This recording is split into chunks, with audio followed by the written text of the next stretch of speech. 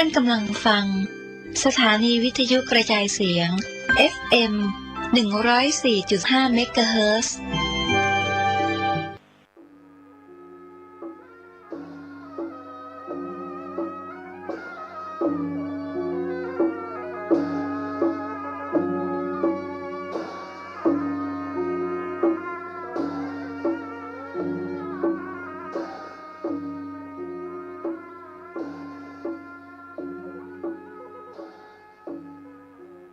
ขอความเจริญในธรรมและความผาสุกทางใจ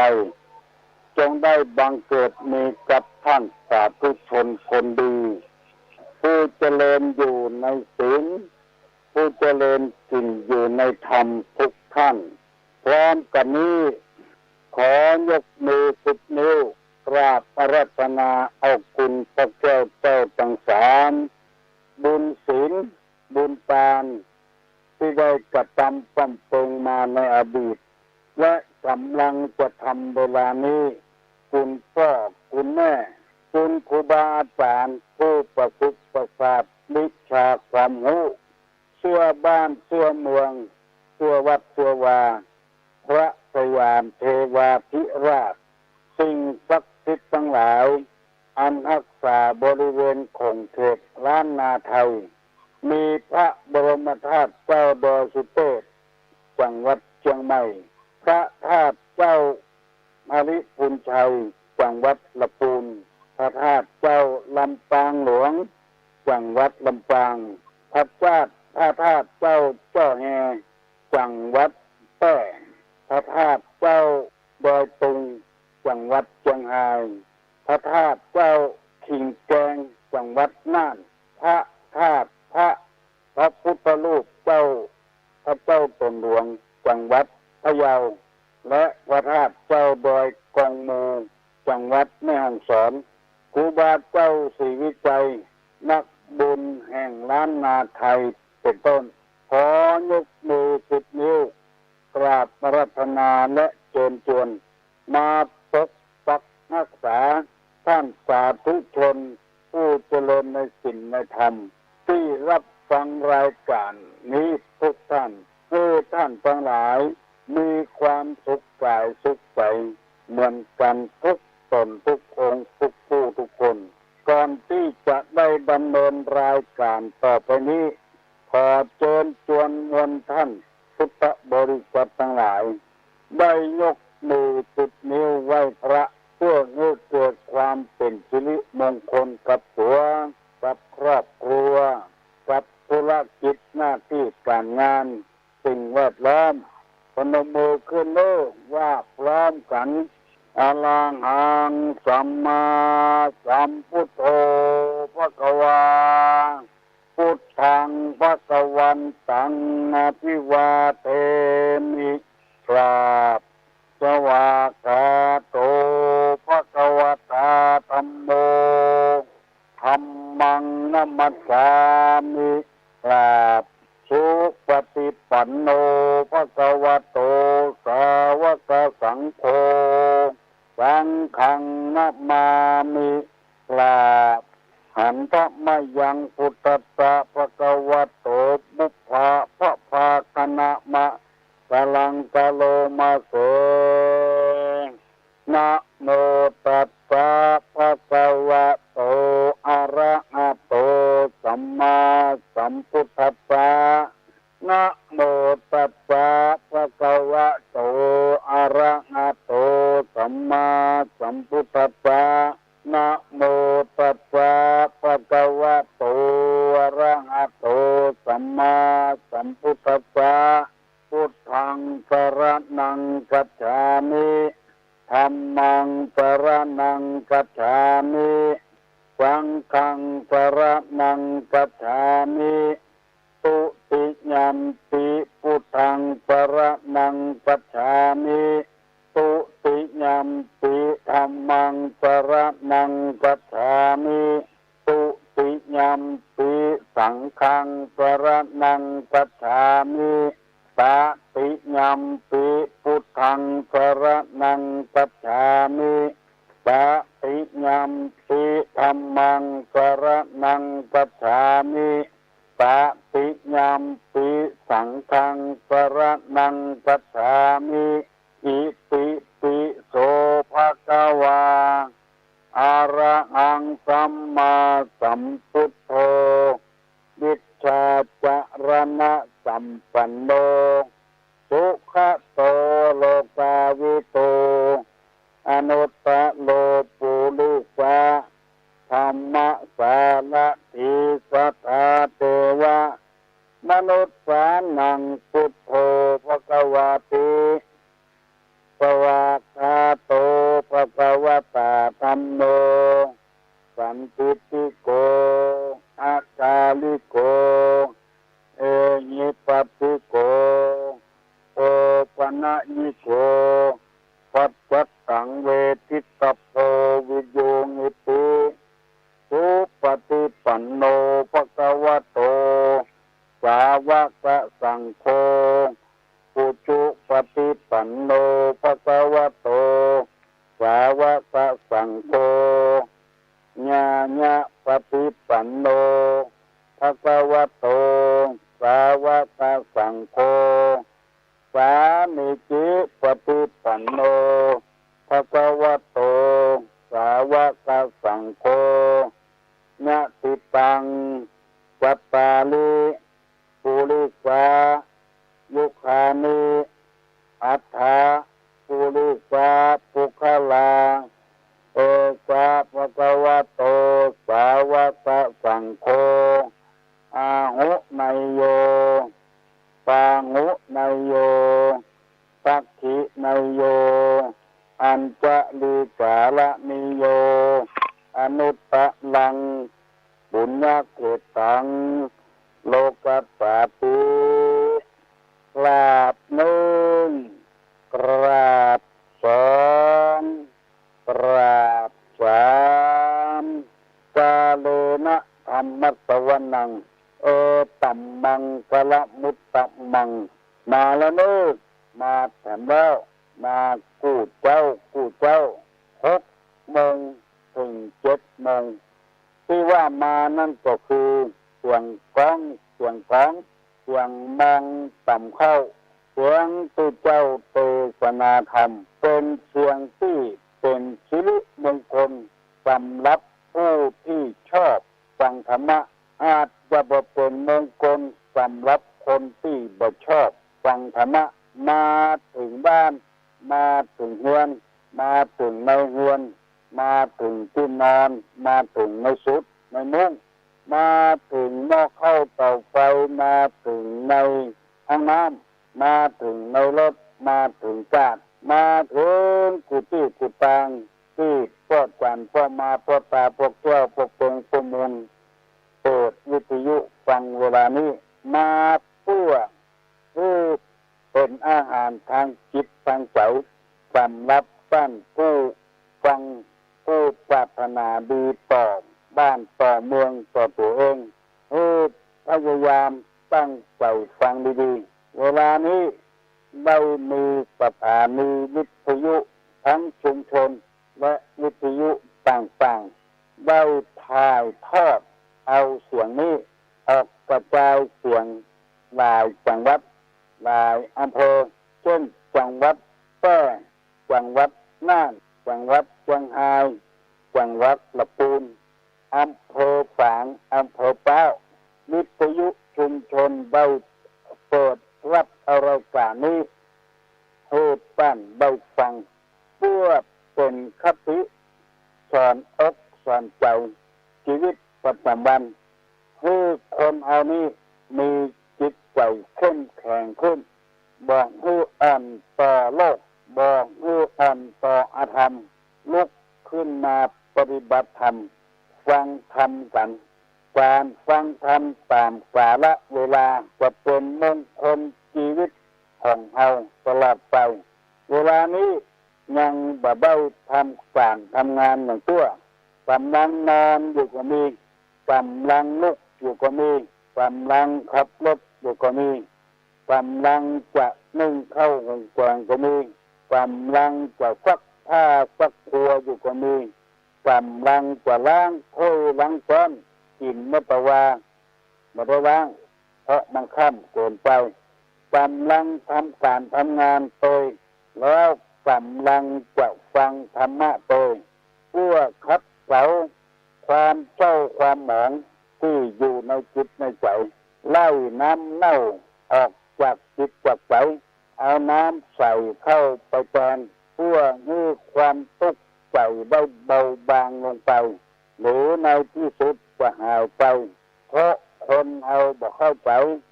จึงหลงอยู่ในความทุกข์แบกความทุกข์เอาไว้หอบความทุกข์เอาไว้มีหลายเคยพลาดหวังผิดหวัง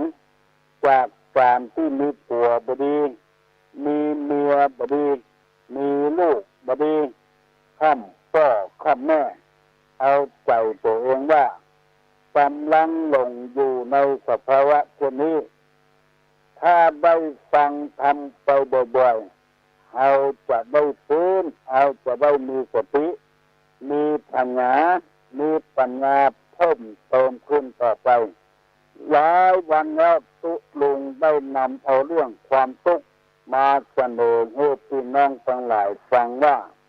คนอันนี้ถ้าบ่ฮู้ตันมันจะเป็นไปด้วยความทุกข์ชิดประการในธรรมะ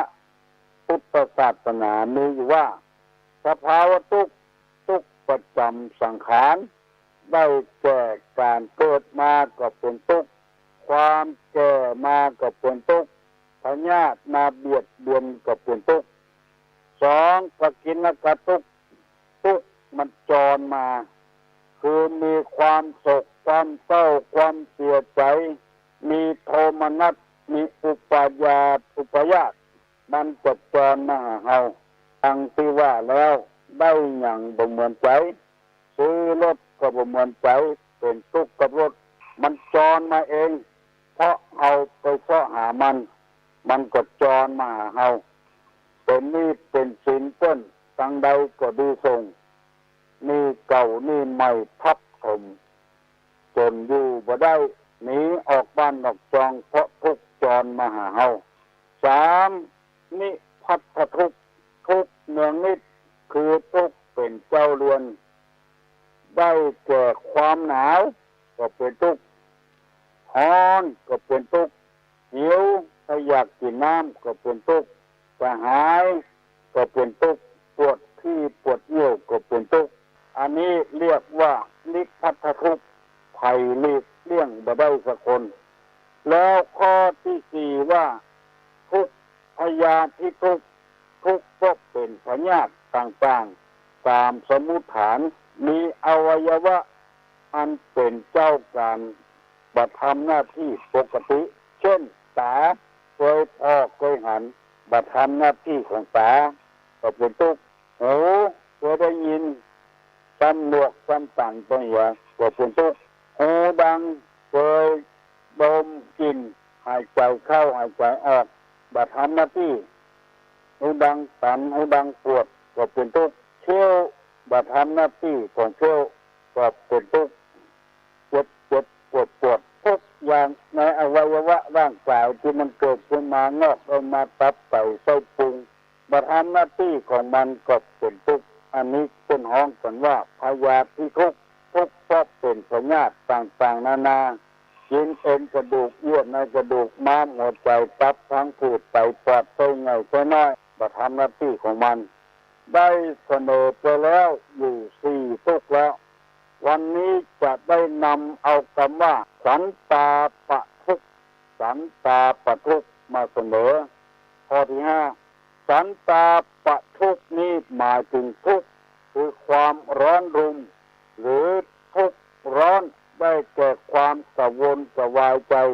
เพราะถูกไฟกิเลสไฟราคะ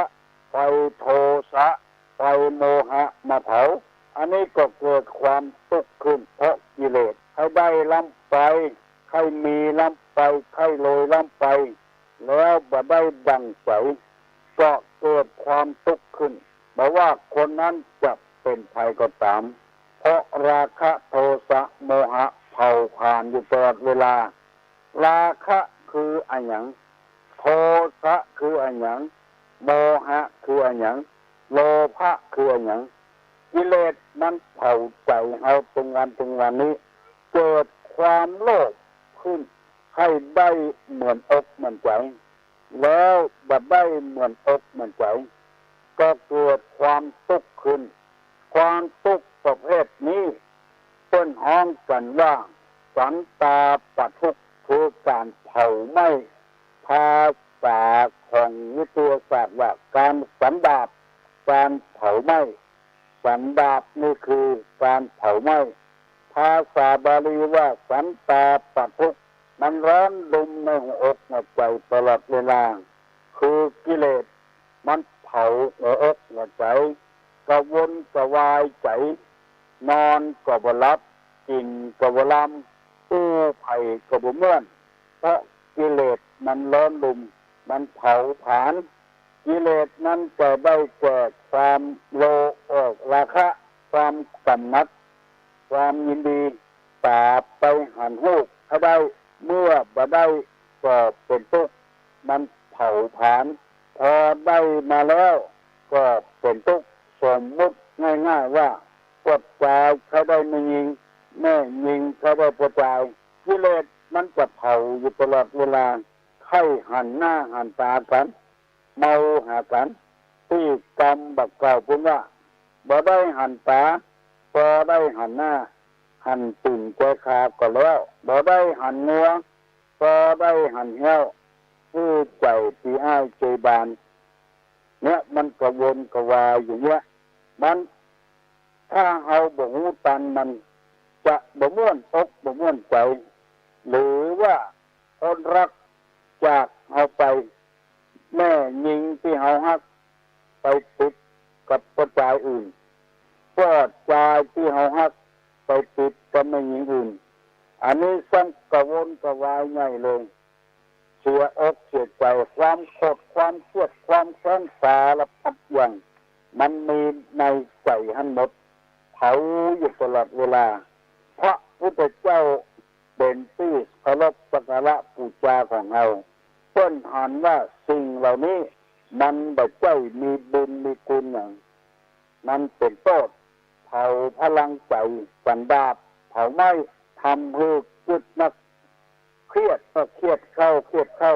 บางคนจนพอฆ่าตัวตายโดยวิธีการต่างๆความราคะความกำหนัดตาไปหันหูก็ได้ยินเสียงหูดังไปทราบกลิ่นลิ้นไปสัมผัสกับรสต่างๆกายไปสัมผัสได้กอดได้ฟันกันได้ต่ำกันใจไปสัมผัสปฏิพัทธ์ต่อกันได้ยิ้มแย้มแจ่มใสกันเป็นทุกข์ทั้งนั้นท่านญาติโยมผู้ฟังทั้งหลายเขานึกว่าเป็นของดีแต่ว่าในพระพุทธศาสนาว่ามันเป็นไฟมันเป็นความทุกข์เผาผลาญความคิดของเราที่ได้เสียเวลาหลงอันนี้เพิ่นฮ้องว่าสันตาปทุกข์ได้แก่ความกระวนกระวายใจเพราะกิเลสมันเผาความโลภให้ได้อันนั้นอันนี้มีแล้วมีแถมเอาแล้วเอาแถมประกอบใจเกิดพลาดหวังผิดหวังมาบ่ได้เหมือนใจไม่เผาจิตใจให้กระวนกระวายโลภนักลำไปบันดาลโทสะคือความโกรธนิ่งโกรธอันเดียวกันทำให้คนเอานี่เสียผู้เสียคนบางทีก็แสดงออกทางร่างกายบางทีก็แสดงออกทางกำปากถ้ามันโกรธขึ้นมาแล้วมันไหม้ขึ้นมาความโกรธนี้ไม่เผาผลาญสันดาปจิตใจคนเอาคือมันร้อนรนอยู่ตลอดเวลาหาความสุขบานหวั่นใจบ่ได้ต้านผู้ฟังทั้งหลายวิธีฆ่าความโกรธนี้คือมีเมตตาธรรมบางทีมันบันดาลขึ้นมาใ เขาหูมาทีหลังว่ามันเป็นเชื้อนั้นเป็นเชื้อนี้เขาก็เลยกินแมงแทงใจด้วยโคตรเพราะความบ่งงูของเขาทำให้เอาบันดาลความโกรธขึ้นมาทำไปเลยเอาใจตัวเองว่าโมนี้เป็นกิเลสทั้งนั้นคือลูกตกมาลุนมาก็เศร้าหมองคนเอาบุกกันตีกันอาฆาตแค้นกันเพราะความโกรธทั้งนั้นแม้แต่คนบริหารประเทศชาติบ้านเมืองนำความเจริญมาสู่ให้ฟ้าประชากรราษฎรหาหนทางทุกวิถีทางที่จะให้ชาวบ้านชาวเมืองได้อยู่เย็นเป็นสุขแต่แล้วมีคนใดคนหนึ่งเกิดบันดาลโทสะขึ้นมาความโกรธขึ้นมาจะมีวิธีเดียวตอนนั้นคือทำลายจะเอาระเบิดขว้างจะยิงจะฆ่ากันก็เพราะกิเลสล้นลุม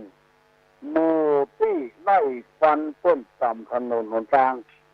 หมู่นี้บ่มีความโกรธความเครียดหยังบ่มีความโกรธความเครียดทำไมจึงไล่ฆ่ากันไล่ฟันต้นต่ำถนนหนทางอันนี้ก็เกิดขึ้นจากโมหะคือความหลงว่าการได้เนี้ยให้คนได้ทำให้คนมันเนื่อนจะทำให้คนได้เก่งได้กลัวมีชื่อมีเสียงหลงไปทั้งนั้นแต่ว่า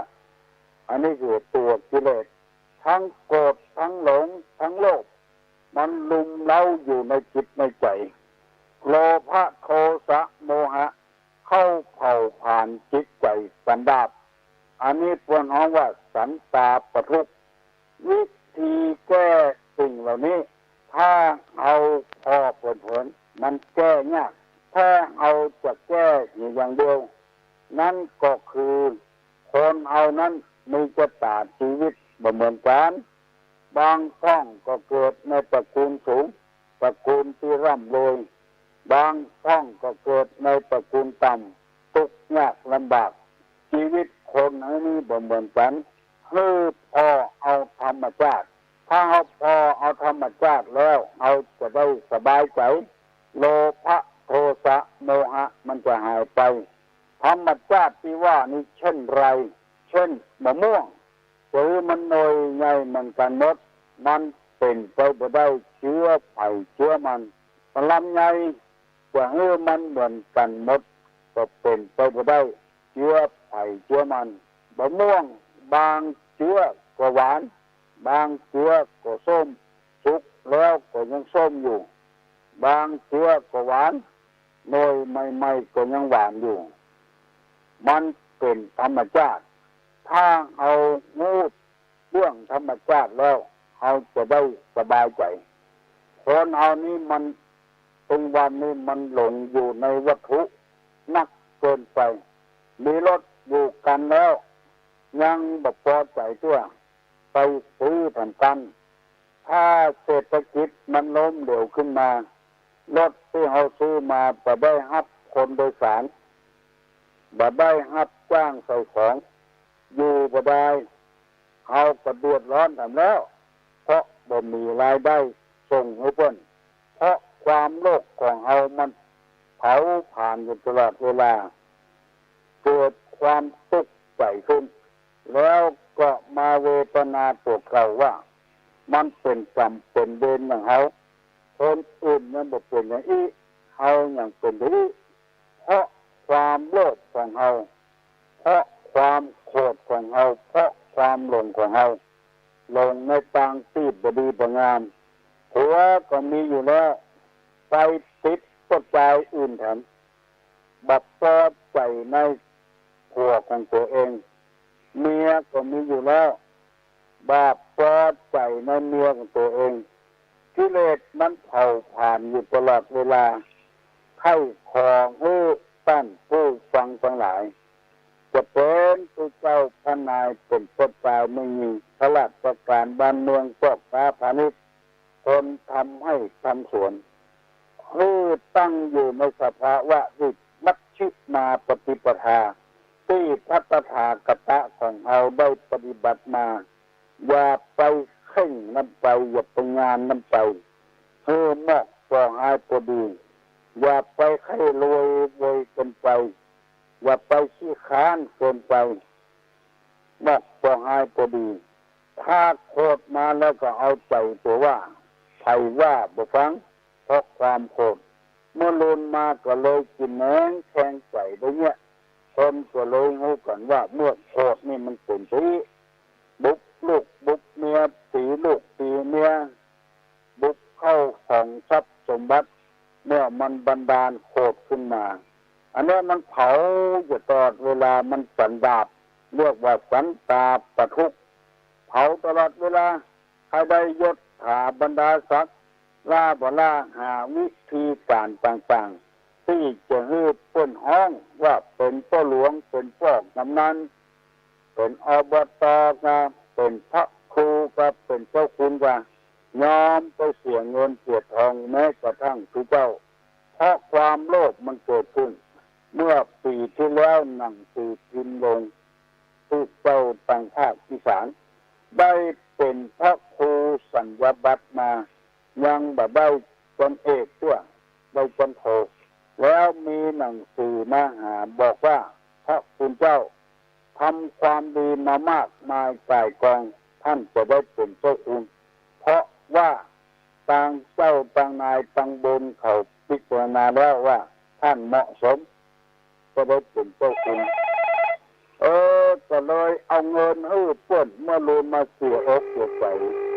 เพราะว่ากิเลสมันเผาผลาญมันสันดาบโมนิเป็นต้นแม้กระทั่งตัวเจ้าเพื่อนจะเอาพระป่ามาตอดเอาไปเอามาตัวสองตัวที่สามขอเงินไปใจเนี่ยก่อนสักหมื่นเพื่อจะได้ประสานงานเอาพระป่ามาตอดเอาเงินเพื่อนไปเสียบ่ได้สักกรรมถ้าอย่างได้ก็เหี้ยวเพราะความโลภเกิดขึ้นในจิตในใจเผาผลาญแม้กระทั่งที่เจ้าพนายอยู่ในวัดในวากระเดินไหวพระพุทธรูปถึงวันอรหังสัมมาสัมพุทโธภควาก็ยังเอาพระพุทธรูปไปขายกินอยู่ทั้งที่นุ่งเหลืองห่มเหลืองเพราะกิเลสทั้งนั้นมาเกิดความทุกข์ขึ้นมาต้นยับได้ต้นจับได้ความร้อนดุมของกิเลสบางทีนึกภาพไว้ว่าจะเป็นเช่นนั้นเช่นนี้มันเป็นไปไม่ได้ก็เลยเกิดความทุกข์ไปหันทีวีมันลงหมายมั่นตั้งมือนักล้ำไปมีลูกสาวเอาไปส่งเรียนพยาบาลก็หาทำงานได้ปีเดียวกำลังเป็นเงินเป็นทองรถไปเจอลูกสาวเลยมาร้องให้ร้องห่มอยู่ในทีวีเรียกร้องความเสียหายที่ลูกคนเสียเส้นเสียขามาใช้มอกแสนสองแสนเป็น7 ล้าน8 ล้านฮัลโหลไปสาเจริญพรราชการครับลุงครับลุงครับผมเคยรู้คำว่าคูณ 6ครับหมายความว่าอะไรครับคำว่าคูณ 6จู่นี่บอกใครได้เนอะเอาไว้บนพวกหวอเนาะครับคำว่าคูณ 6นะครับครับคูณของพระธรรมนะ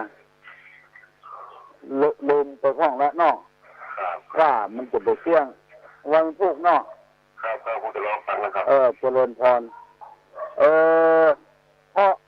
กิเลสมันเผาผ่านเกิดความทุกข์ขึ้น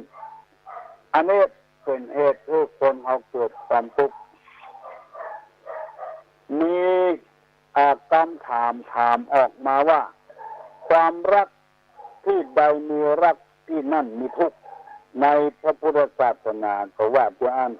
แต่เพื่อนเอามาอู้กันหลายศาสนาบางศาสนาก็ว่าความรักแบบเจ้าความทุกข์ความรักเป็นกุหลาบสูงตัวอยู่บนแผ่นดินมีกลิ่นหอมที่มันเป็นทุกข์นั้นก็คือความราคะความจริงมันก็อันเดียวกันนะฮักนักก็ทุกข์นัก สมมติว่าเอาฮักลูกนักลูกเกิดเจ็บเกิดป่วยเอาก็เป็นทุกข์บอดใจว่าจะฮักไม่ยิงฮักกระจายอย่างเดียวมันเป็นฮักผู้อย่างเข้าของทรัพย์สมบัติอย่างเอาฮักกันตาเอาเนี่ยฮักใครมันหันทีมันเข้าบัดทีก็เกิดเป็นความทุกข์ขึ้นมาอันนี้เป็นพุทธภาษิตที่ใดมีรักที่นั่นมีทุกข์ไร้สุขเกิดกรรมโอ้จริงเหมือนคำพระศาสดาอธิษฐานวาจาเกิดชาติไปหนาอย่ารักใครตารางดวงใจอย่าได้มาผ่านเพราะฉะนั้นขอฮืดปากันเบาๆเนี่ยนะกิเลสเนี่ยมันเผาตลอดเวลาเรียกว่าสันตาปทุกกิเลสเผาผลาญฮัลโหลก็ไว้กับปัญหาครับคนใจบาปรักเอาพระพุทธรูปไปเอาไปของหอดเอาไปไว้ในป่าคนก็ปะใจรักไปขายต่อคนที่ซื้อไว้ภายหลังหัวเป็นของวัดจะมาเปลี่ยนหัววัดก็จะได้บุญก็จะได้บาปครับไปสาครับมันใครตอบได้ตอบไปก่อนเนาะที่ลุงที่ถามมานี่คนรักพระเจ้าแล้วเอาไปซ่อนไว้คนมหันต์มารุนรักต่อแทนเอาไปขายให้เพื่อนคนขายเอามาคืนจะได้บุญก็ได้บาปมันเป็นปัญหาละอ่อนตอบก็ได้ใครตอบก็ได้ลองตอบเนอะลองตอบเนอะฮัลโหลฮัลโหลฮัลโหลฮัลโหลลุกเนอะสายแล้วใครยังบ่ลุกเนี่ยเนอะสายแล้วฮัลโหลน่าพระเจ้าที่จะเอาไปขายหรอเอาไปก่อนไว้ต่อแถมคนหนึ่งทักต่อไปเอาไปขายซื้อทีนี้ผู้ซื้อเอามาคืนด้วยนะดีกันครับจริงไหมอยู่ที่เขาก็น่าจะละอ่อนก็ตอบได้เนาะใครก็ตอบได้ไม่สาครับผมเจริญพรอันนี้ลุงแถมผมนึงเลยอยู่บ้านไหนลุงอยู่ทางเมืองแก่เนี่ยลุงโตไม่สาครับเจริญสวัสดีครับขอถามปัญหาว่าอันสัตว์ที่สำคัญที่สุดของพวกเขาน่ะมันมีกี่ส่วนครับผมสัตว์ทะลุสำคัญของพวกเขาน่ะมันมีที่สำคัญที่สุดครับที่มันได้การที่สุดอันก็บอกให้เพี้ยนไปไหนกิเลสนะจ๊ะหาราคะโทสะโมหะความโลภความโกรธความหลงความอิจฉาปล่อยเปิ้นอันเนี้ยคือเป็นสัตว์ทะลุร้ายกาจของคนอย่างเงี้ยยังกับอย่างเงี้ยขอยเปิ้นตัวจะทำก็บ่ทำเปิ้นได้ขอยเปิ้นอันเนี้ยคือสัตว์ทะลุที่ร้ายกาจใครได้เหมือนเปิ้นโลภะเปิ้นซื้อหวยเปิ้นถูกไปใกล้เคียงใครได้ตัวเปิ้นโน่นไปซื้อตัวเปิ้นอันนี้คือสัตว์ทะลุร้ายกาจคือกิเลสนั่นเองกิเลสนั่นเองเป็นเหตุที่คนเอากระวนกระวายใครได้ง่ายๆมาออกบ้าออกแหงอย่างจนวันนี้มันเป็นไปอย่างอันง่ายไปเพราะระบบของบ้านเมืองมันเป็นไปอย่างอันฮัลโหลไว้จะทำปัญหาครับคิวได้ลืมก็ได้กล้าได้จะกินขึ้นก็ได้อะไรอย่างนี้ครับไอ้จ่าครับเที่ยวได้ลืมก็ได้กล้าได้บินก็ได้ไปได้ตอบเนอะ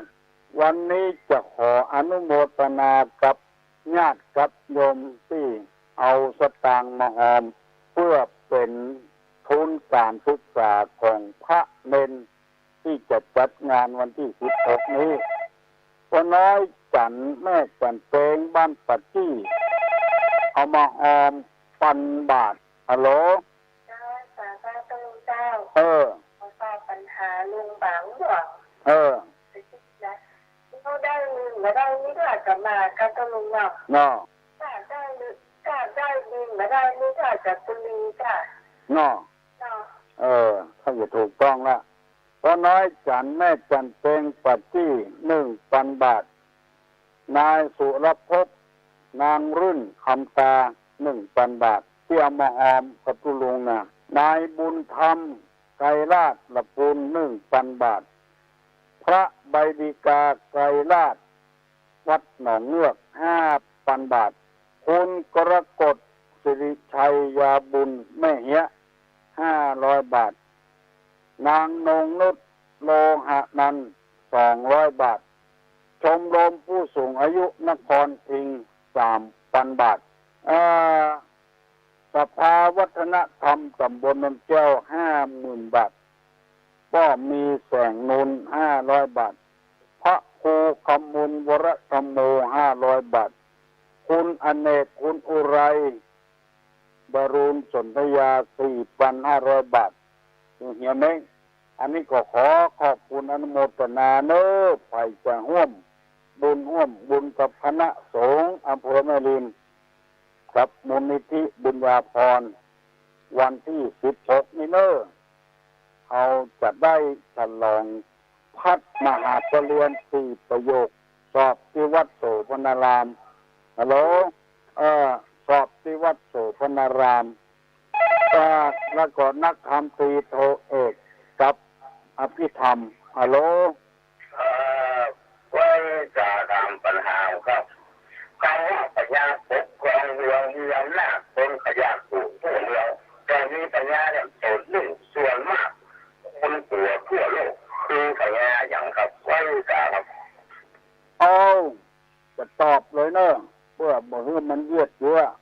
ปัญญาที่คนกลัวทั่วโลกนี่คือปัญญามัจจุราชมัจจุมารคือความตายบอกว่าไปสักคนบอกว่าหมดเจอดุมเอามือเขาจีโล่นจนบ่มีเบี้ยตัวตายมัจจุมารคือมรณะฮัลโหลครับไฟสาครับผมพอทำปัญหาวันนี้ต้องตอบมาว่าอันที่ผมถามว่าศัสรูที่สำคัญที่สุดนั่นคือมีกี่ตัวตุลุงตอบมาแล้วว่าโลภะโทสะโมหะแม่นบ่ครับครับแล้วก็ผมจะถามว่าเมื่อศัสรูมันเกิดแล้วเขาจะใช้อันอย่างมาฆ่ามันนะครับครับไฟสาครับจะเอาอันอย่างมาฆ่าโลภะโทสะโมหะโลภะนี่ก็คือความโลภในพระธรรมคำสอนพุทธศาสนาบอกว่ามีสันโดษคำว่าสันโดษนี่พอใจมีเมียก็เมียคนเดียวพอละมีผัวก็ผัวคนเดียวพอละยินดีในผัวในเมียของตัวเองมีรถก็มีรถกันเดียวพอละถ้าเอามีเงินซื้อสดอันนั้นบอกว่าเขาบ่มีเงินซื้อสดนี่ไปดาวมาแถมรถกันเก่ายังส่งไปเสี่ยงด้วยไปดาวรถกันใหม่มาส่งแถมอันเนี้ยเป็นห้องว่าไม่สันโดษไม่ยินดีอยากได้ไปเลยฆ่ากิเลสด้วยโทสะคือเอาเมตตาธรรมเข้าใส่บันดาลโทสะเอาเมตตาธรรมเข้าใส่พระพุทธเจ้าแก้ปัญหาต่างๆอย่างที่สมัยหนึ่งพระองค์ทรงไปอยู่ในท่ามกลางของเดรัจฉีผู้บ่มีศาสนาบูเดรัจฉีกดด่าพระพุทธเจ้าด่าว่าขี้ค้านลุกมาก่อนบรรยากาศบิณฑบาตกินข้าวกระเพื่อนจนพระอานนท์ทนบ่ได้ขอเงื้อพระพุทธเจ้าหนีพระพุทธเจ้าถามอานนท์ว่าอานนท์มันมีอย่างที่มันว่าก่อนว่าเอาขี้ค้านเอาบ่เนี่ยอย่างขอกินของชาวบ้านพระอานนท์ก็บอกว่ามันบ่มีอย่างนั้นเมื่อมันบ่มีอย่างนั้นเอาไปโคตรมันนี่อย่างถ้าเอาหนีไปที่อื่นด่าแถมก็ไปแถมที่อื่นด่าก็ไปแถมก็มีที่เสี่ยงที่สุดตัวเมื่อใดเอาจะทำงานของเราสำเร็จต้องอดทนเอาพระอานนท์ เมื่อมันบ่มีอย่างเขาว่าก็มีเมตตาธรรมให้เขากินดูเขาบ่ฮู้เรื่องฮู้ราวหยังก็นั่งเล่าควันวันค่ำวันค่ำความจริงมันเป็นเชื้อใดเฮาบ่แจ้งฮู้กับเพิ่นอันนี้เหมือนกันต้องแก้โดยวิธีเนี้ยถ้าบ่อย่างนั้นเอาหยกโคตรตอบที่เขาว่าเอานั่นเพราะเขาบ่ฮู้มันบ่เป็นความจริงบางอย่างมันเป็นความจริงแต่ก็เปิงเขาว่าเมตตาธรรมเอาเมตตาธรรมเขาช่วยโกรธโลภโกรธหลงความหลงงมงายเท่าบ่ถึงการอันนี้จำเป็นจะต้องปรึกษาหารือกับผู้รู้ทั้งหลายว่าเราจะเนี่ยจะได้มันเป็นไปจะอี้แล้วเพราะทิฏฐิมานะความกระด้างกระเบื้องของเราจึงเป็นไปจะอี้โอ้หลวงพ่อถามนี่ถูกต้องเนอะเพื่อจุดประกายแสงสว่างลูกคนได้หูต่อไปแถมเดือดร้อนเป็นวันก็เพราะโลภะโทสะโมหะเป็นไฟที่เผาตัวอยู่ตลอดเวลาคนที่เพิ่นบ่เดือดร้อนเพราะเพิ่นปราศจากโลภะโทสะโมหะคนที่เดือดร้อนทั้งนั้นที่เกิดจากโลภะโทสะโมหะความหลงว่านึกว่าจะได้ดีกลับบ่ได้ดีก็มีสมมติว่าเอาเขาได้เงินนักเพิ่นเลี้ยงหมูกำ4 ตัว 5 ตัวอันนี้ซื้อมากำ40 50กำ100ทั้งที่เอาบ่ฮู้นิสัยของหมูว่ามันบ่กินแกบบ่กินข้าวจะต้องเกิดโรคนั้นโรคนี้เอาบ่ได้ศึกษามาก่อนเอาเปิดไปซื้อหมูมา40-50 ตัว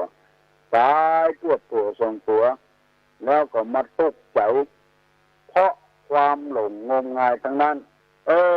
ก็ออกไม่ออกญาติโยมทั้งหลายเป็นอันดีอันงามเลิศที่พระคุณเจ้าหลวงพ่อโตวัดป่าไม่แตงคนได้ถามมาความจริงต้นคงรู้แล้วต้นเป็นผู้เจ้าอยู่ในแพะในป่าเดินทุดงมามากต่อมากแล้วฮัลโหลไม่ทราบตามปัญหาแล้วก็ได้เจอไปซื้อ3 เรียนศึกษาแล้วเรียนจากแต่ที่เรียนก็ได้อธิบายขยายความเกี่ยวกับคันธาธุระวิปัสสนาธุระกับปริยัติธรรมนะครับท่านอาจารย์ครับเอาบักให้ผู้อย่างออกมานักเพราะคนเอาเวลาเนี่ยมันมองกันในแง่บ่ดีไผดีหรือไผบ่ได้ที่ได้ส่งเสียละเอกละอ่อนสอบบาลีขึ้นมาได้เกือบ20 ปีมาแล้วสอบได้กุปีบางปีก็ได้ประโยค2ประโยค3ประโยค4เที่ยวประโยค7ถ้าจะมาที่นี่มันเป็นการตรวจตัวไปก็เลยบ่อยากอันเกี่ยวกับคันธะธุระวิปัสสนาธุระอันนั้นก็คือการปฏิบัติธรรมคันธะธุระนั่นก็คือการสูตรเรียนเขียนอ่านน้ำทำคำสอนอย่างก็ออกไม่ออกได้ศึกษาเล่าเรียนอย่างเมื่อเช้าวันนี้ก็เป็นการศึกษาธรรมะนั่นวิปัสสนาธุระอันนี้มันเป็นส่วนละเอียดข่มจิตข่มใจทำให้ใจเป็นเอกคตาจิตคือใจเดียวมั่นอยู่ใจเดียวโดยหัวหายใจลมหายใจบาวันวิตกอะไรอย่างเหมือนกับเสาเฮือนมันมีหลายอย่างเสาเฮือนไม้อันนั้นมันบะทนพวกกินท่องงอนเง่นคอนแคนท่องคือการศึกษาเราเรียนเสาเฮือนที่เทคอนกรีตกว้างยาวเท่ากันคือหมายความว่า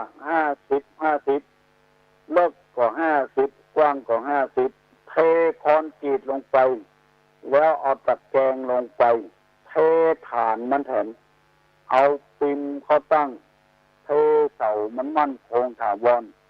อันนี้เรียกว่าเป็นวิปัสสนาธุระคือใจมั่นคงใจบ่หวั่นวิตกกังวลอะไรอย่าง บ่อ้างถึงเงินถึงทองบ่อ้างถึงชื่อถึงเสียงใจมั่นคงถาวรกลัวใครเงือดังใครเงือเด่นใครเงือดีหมู่นี้ยังบัดใจตัววิปัสสนาธุระตัวการที่ทำไปบ่หวังผลประโยชน์อะไรอย่างคำว่าผลประโยชน์นี่คือผลประโยชน์ของตัวจะได้เงินได้ทองได้หันได้นี่บ่หวังผลประโยชน์อันนี้ผลประโยชน์ที่จะได้รับคืออย่างพระสัมมาสัมพุทธเจ้าเทศนาธรรมไปเรื่อยๆทั้งที่ค้นคว้าเองศึกษาเล่าเรียนเอาเองแล้วผลประโยชน์ที่จะได้รับก็คือสั่งสอนคนคนทุกคนเป็นคนดีเหมือนกับหัวรถยนต์อะไรรถยนต์อันใดมันก็ดีประตกประเสียงมันไปง่ายรู้ใจกันมันซึ่งตรงกันข้ามกับคนเอาปัจจุบันนี้สูตรโน้นเนี่ยไปล่างเอาออกเปิ้นมาเอามาพิมพ์ขายทำง่อยทำยำเนี่ยมาไล่โพดกามหาวิบากกามมูลนิพพานกาอุณาสวิจัยกาสาลากาลิกาโลกาวุธินี่ไปเอาคำเก่าพวกนั้นมาพิมพ์ขายพิมพ์จำหน่ายแล้วยังบอกพอเขียนในกองต่ายมันว่าสงวนลิขสิทธิ์จะเอารวยเนี่ยคนเดียวอันเนี้ยคือหวังผลประโยชน์ส่วนตัวบานึกถึงว่าคนได้ฟังธรรมะแล้วจะมีความรู้กับบ่มีความรู้กับบ่เข้าใจพอเมื่อได้เงินกอบโกยเอาเงินเป็นส่วนตัวเลยเป็นสงวนลิขสิทธิ์ไปหมดบางทีน้ำทำคำสั่งสอนจ้าดีหลวงปู่นั่นหลวงปู่นี่เป็นเทศนั่นเทศนี่ได้เขียนได้พิมพ์แจกก็ยังสงวนลิขสิทธิ์อยู่ซึ่งมันตรงกันข้ามกับพระสัมมาสัมพุทธเจ้าของเรา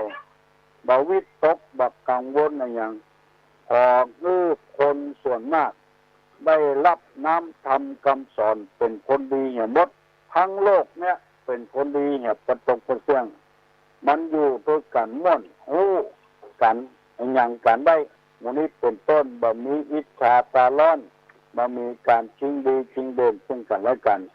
พระพุทธเจ้านี่เป็นนักจิตวิทยาคือพ่อแม่พี่น้องทั้งหลายได้ฟังขอประชาสัมพันธ์คำเนิ่นวันที่20นี้เด้อที่วัดศรีวังคารสำนักปฏิบัติวิปัสสนาไผบ่เชื่อลองไปปฏิบัติก่อนเถอะคนฝรั่งบ้างค่าต้องรู้สึกว่ามาปฏิบัติได้ผลดีคือโลกนี้จะมีความสุขหมดพอไอ้ยังก็เป็นยุคเป็นยาหมดต้นไม้ต้นใดก็เป็นยาหมดคนให้ก็กลับเอามาเป็นคนดีได้คนชั่วกลับมาเป็นคนดีได้ของบดีบดักเอาเป็นของดีได้ด้านวิปัสสนาธุระฮัลโหลภาษาครับภาษาครับอันตะกัววัดอยู่ที่ไหนครับวัดอยู่เชียงใหม่ครับอยู่เชียงใหม่เนอะอำเภอแม่ริมวัดไหนครับตุลงโสภณารามครับโสภณารามที่วัดปฏิบัติธรรมนั่นแหละวัดอะไรครับวัดปฏิบัติธรรมแหละครับที่สีวังทานวังทานอยู่เชียงใหม่นี่ครับอำเภอสันทรายบุญอำเภอสันทรายไปที่แม่โจ้น่ะต้นตรงนู้นละครับได้สายแล้วครับคุณลุงครับไปตัวต้นไปปฏิบัติธรรมมันจะเป็นจิตเดียวเป็นเอกคตาจิตยินดีผู้คนต้องถามปัญหาโตมาก็ดีอย่างก็ดียินดีกูคู่กูคนกูตนกูอง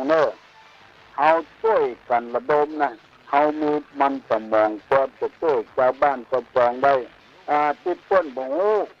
เพิ่นก็ได้หู้ขึ้นว่าคนเอาทรัพย์สมบัติมาเป็นของตัวอันใดก็เป็นของตัวมีให้นาสาโทเขานึกว่ามันมีความสุขตายหลังมาแบ่งกันบัดเต้าเดียวกันคิดหัวกันเทียงหัวกันฆ่าฟันบั่นแปลงอันนี้เป็นทรัพย์ภายนอกมันแบบจีรังแบบยั่งยืนนึกว่าเข้าของเงินคำ มันมีกล้ามีสินตากันเอาตุลงไปประเทศอินเดียละอ่อนมาขอสตางค์เบอร์นั่นเนอะตอนนั้นยังมีใบสิบอยู่ไม่ใช่มีเหรียญกันประเดี๋ยวเอาใบสิบบ่เอาทั้งที่ใบสิบของเอานะเต้าซาวบาทของเอาบ่เอาแต่เพราะไอ้หยังกับมันบ่มีกล้าอยู่แล้วเงินไทยเอาไปต่างประเทศเอาไปแลกมีเถี่ยวใบ500ใบเถี่ยวใบ100คุณเอามาจ่ายบ้านเอาก็บ่มีความหมายอย่างสักอย่างเอาไปยื่นให้ไผก็บ่เอานึกว่ามันเป็นของดีของงามมีเงินมีทองไว้ในที่สุดมาก็เดือดร้อนอย่างที่ลงหนังสือพิมพ์เอาเก็บเข้าเก็บของเก็บเงินเก็บทองไว้ซื้อทองไว้บ่ฮู้จะกิน10 บาทตุนลูกไปหารเขาใส่ลักเอาไปขายเนี่ยแล้วเอาไปซื้อรถเครื่องแจกให้เพื่อนฝูงคนกันเนี่ยทรัพย์ภายนอกพอออกไม่ออกมีพออยู่มีพอกินพอใช้ก็พออย่างก่อนถึงวันนี้มันคิดฉากันมันขอยกันเงินของเอาแต่เพิ่นก็น่าโทษว่าไปโลภไปโกงของประเทศชาติบ้านเมืองเพราะคนมันคิดฉากันขอยกันกิเลสตัวเนี้ยมาพอกคุณจิตใจคนบอกว่าคนนั้นจะเป็นไผก็ตามเงินของตัวแท้ๆนี่หาโดยลำบากลำแหงความคิดความหันของตัวแท้ๆส่วนตัวล่ำตัวรวยมาบริหารงานประเทศเพื่อนอย่างหน้าโทษว่ากรมประเทศชาติ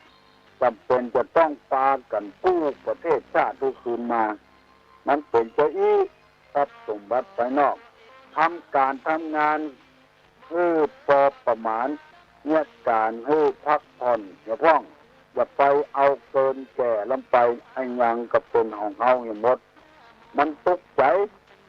มีรถเป็นเก้ากัน10 กันเดียวกัน1ไปโจรเสาไฟฟ้ากันเดียวกัน1ไปตกเหวกันเดียวกัน1ไปโจรคนเพิ่มความทุกข์ความยากขึ้นแผ่นพิกเอาตังธรรมะนี่ดีกว่าธรรมะนี่บ่มีพิษบ่มีภัยอย่างกับไผสักคนออกนี่ปฏิบัติอยู่ใจครูบาอาจารย์สายเผากุฏิปีใน9 ศพ10 ศพบ่มีชื่อบ่มีเสียงเต้าครูบาศรีวิจัยสักคนครูบาศรีวิจัยนี่บ่เอาอันหยังกับไผสร้างที่ไหนแปลงที่ไหนเอาละไว้หั่นเงินเหลือเอาไว้ให้วัดไปแปลงที่อื่นแถมทำไปเรื่อยๆพ้นจนชื่อว่าครูบาศรีวิจัยจนคนบ่ฮ้องว่าครูบาสินธรรมอันนี้เป็นตัวอย่างง่ายๆไปเอานักนำไปยิ่งเป็นผู้เจ้าเป็นพระนายแต่สมัยอันยังก็มีปลุมปุ่มปุ๊บประตูประเตียงมันตุกใจบ่ก็บ่ได้ไปนักก็บ่ได้สารพัดอย่างเอาละน้องบัดเดี๋ยวนี้มันจะไปเบียดเวลาของเพื่อนขอขอบคุณทุกองค์ทุกท่านที่ฟังรายการเมื่อเช้าวันนี้จะปั่นจอนะเน้อยกมือไหวเน้ออายุวัฏโกธนะวัฏโกสิริวัฏโกนัสสะวัฏโกปะละวัฏโกวันนะวัฏโกสุขะวัฏโกงนตุสัพพตาทุกขโลกาปัญญาเวลาโสกาจันตุจุปัตตวะอะเนกะอันตะรัญญาภิวินาสันตุจตุสัสสะสัพพิติโยวัจจันตุสัพพะโลกโกวินัสตุมัตโตภวัตสันตะลาโยสุขีติคานุโกภวะอภิวาตนะสีริสนิจังวุธาปัจจายโนปัตตาโลธัมมาวัฏันติอายุวันโนสุขังพลัง